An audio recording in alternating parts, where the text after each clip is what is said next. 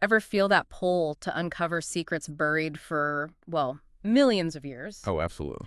That's exactly where we're heading today, really digging into a fascinating new chapter in dinosaur history. Hmm. We're taking a deep dive into Bashanosaurus primitivus. It's a recently unearthed dinosaur that's kind of making us rethink the early days of armored giants. Precisely. And our goal here really is to understand what makes Bashanosaurus so important, particularly its position as, one of the earliest known stegosaurs. We'll Hmm. be examining its discovery, the location, and the fascinating clues its fossils reveal about life way back in the Middle Jurassic. And our roadmap for this prehistoric expedition is the 2022 scientific paper by Dye and colleagues. They're the team that officially introduced That's Bashanosaurus. the one, the key source. So get ready. We're going back about, what, 166 million years? Roughly, yeah. Yeah. Let's start with the groundwork, the discovery itself. These fossils weren't found in some, super remote spot. Tell us about where they actually turned up. Right, yeah. It's actually pretty interesting. This amazing find comes from Yunnan County in the Chongqing municipality of China. Okay, in China. Yep. To be exact, a quarry in Laojin village of Pun Township. That's where these ancient bones came to light back in 2016. And these fossils, they were locked within a specific layer of rock, right? That geological context is always key for figuring out their age. Absolutely. They were found within the lower Shaximiao Formation. Then a few years later, 2022, Hui Dai and their team officially published the name. And the name itself, Bashanosaurus primitivus. It has roots in the local area, doesn't it? It does, yeah. Bashanosaurus literally means Bajan lizard, and Bashan is the ancient name for the Chongqing region, Oh, okay. and the species name primitivus. Well, that kind of hints at its early, more, let's say, ancestral place in the Stegosaur family tree. And it's not just like a single tooth or bone we're talking about, is it? Right. We have evidence from several individuals, which must give us a richer picture. Exactly. Yeah, we've got incomplete skeletons from 3 different individuals. The key specimen, the one scientists called the holotype, it's labeled CLGPR 00006-1. Right. This includes 1 dorsal vertebra that's from its back 2 tail vertebrae, a right scapulocoracoid, part of the shoulder, and a partial left hind limb, so femur, tibia, fibula, and 1 metatarsal, a foot bone, plus several rib fragments and 3 pieces of its bony armor. 2 plates and 1 spine. Wow, okay. That's a decent amount of material to work with. Yeah. And then there are the other specimens adding even more detail. Right. There's a referred specimen, CLGPR V0000062, that adds 5 more back vertebrae, a right tibia and fibula, more rib bits, and another piece of a plate. Okay. And the third specimen, V0000063, is just a single dorsal vertebra, but still significant. Adds to the overall picture. So with all these fossil pieces laid out, what makes Bashanosaurus so noteworthy? Especially when you consider its age. Okay, yeah, here's where it gets really interesting. The rocks where Bashanosaurus was found, they date to the Bathonian age of the Middle Jurassic. That puts its maximum age at around 166 million years. 166 million. That's quite old for this group. It really is. This makes it one of the earliest and most basal, meaning earliest branching stegosaurs that we've found so far. Okay, so basalmost. To give us some context, maybe you remind us of a few other early stegosaurs. How does Bashanosaurus fit into that picture? Sure. Well, we have Adraticlit from Morocco, which is roughly similar in age, Bathonian Colovian. Right, Africa. Then there's Isobarysaura from Argentina, which might actually be a bit older, possibly Bajocian age. South America. And Thariosaurus, also from Morocco, another early one from that Bathonian Colovian time frame. But the really significant thing here is that Bashanosaurus is the oldest named stegosaur we've found in Asia. Ah, okay. So oldest named one from Asia specifically. Exactly. For a long time, we've had these scattered hints of early stegosaurs, fragments here and there.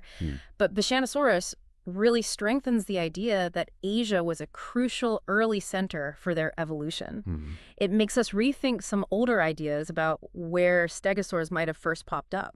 That geographical aspect is really important, isn't it? Yeah. So finding these, relatively diverse early stegosaurs in Middle Jurassic China, Yeah. what does that suggest about their origins and maybe how they spread? Well, it strongly points towards Asia as a potential, maybe the potential cradle for stegosaurs. The fact that we're finding these early forms here suggests they might have originated in Asia before they dispersed elsewhere. Right, before heading off to Africa, South America, and eventually, Europe and North America much later. Exactly. Okay, so we know it's an early stegosaur, Right. but what did it actually look like? Can we piece together its appearance from these, well, incomplete remains. Like all stegosaurs, Bashanosaurus was definitely a quadrupedal plant eater. That much is clear. We can infer it had the characteristic plates and spines running along its back, and tail the features that just scream stegosaur. The iconic look. Totally. And those tail spines, probably like later ones, used for defense against predators.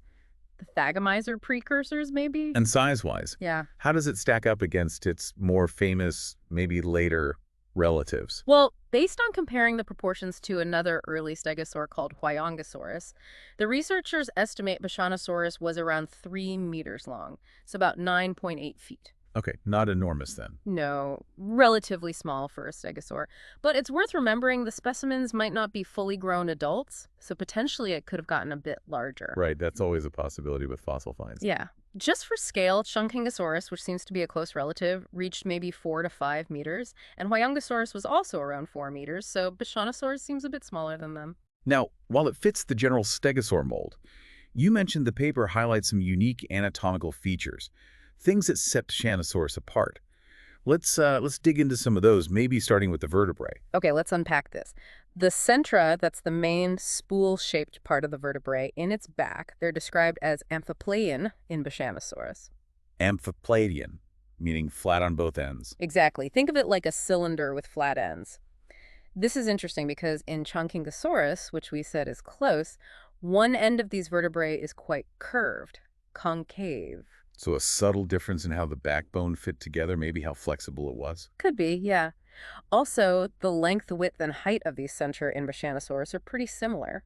Unlike in a later stegosaur called Dinosaurs, where the vertebrae are much wider than they are long or tall. Interesting. And wasn't there something distinctive about where the ribs attached?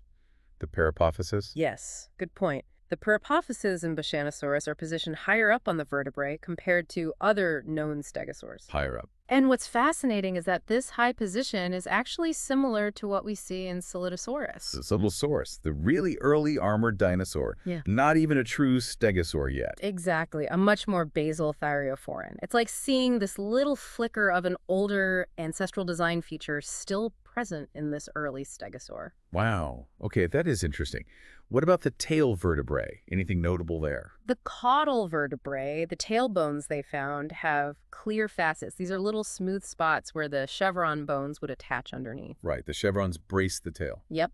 So that tells us these aren't from the very tip of the tail. But what's really noticeable is that the praesygopophyses, those are the little projections on the front that connect to the next vertebra, they overhang the main body quite significantly, more so than in Huayongosaurus. Potentially affecting tail stiffness or movement again. Possibly, yeah. Lots of little details that build up a picture.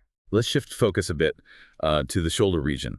The scapulocoracoid, the combined shoulder blade and coracoid bone. I remember reading it also shows some more, let's say, primitive features. Absolutely. The acromial process, which is a part of the scapula, isn't very well developed. It's described as small, kind of triangular. Okay. In most other stegosaurs, this process is much bigger, more prominent, often rectangular, and again, who does it resemble? Let me guess. Solidosaurus. You got it. Another similarity to that earlier form. Also, the main blade of the scapula is slender, but it flares out, gets wider near its base, different from the generally deeper blades in other stegosaurs. And the little hole, the coracoid foramen. Absent, just like in Huayongosaurus. So, some similarities to other early stegos, some more primitive traits, a real mix. Okay. And the hind limb bones, anything unique going on there? Yes, especially the femur, the thigh bone. The fourth trochanter, that ridge where big leg muscles attach, it's incomplete in the fossil, but you can see it was positioned lower down on the shaft, below the middle point. Lower down, how does that compare? Well, in many other stegosaurs, it's typically closer to the midpoint. And interestingly, in some later ones like Dinosaurus, Kentrosaurus, Stegosaurus, it's either missing entirely or not very well developed at all. Huh. So maybe muscle attachments were shifting around during stegosaur evolution? Seems likely. The lower end of the femur also has a noticeable deep groove separating the bits that form the knee joint, the epicondyles. Okay.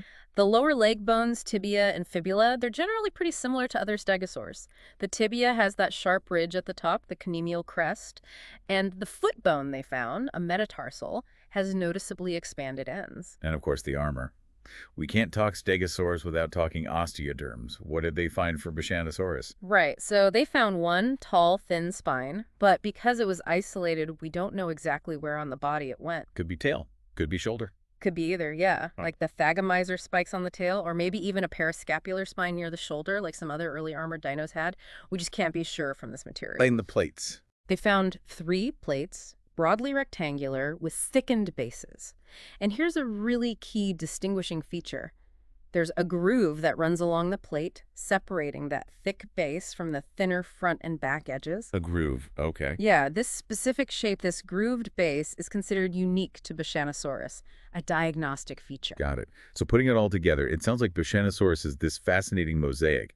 Some features look back towards earlier armored ancestors, others are clearly heading down the stegosaur path. Exactly. It's a textbook example, almost, of a transitional fossil. It shows this combination of plesiomorphic traits, the ancestral ones we see in things like Celadiosaurus, alongside the more derived, distinctly stegosaurian characteristics.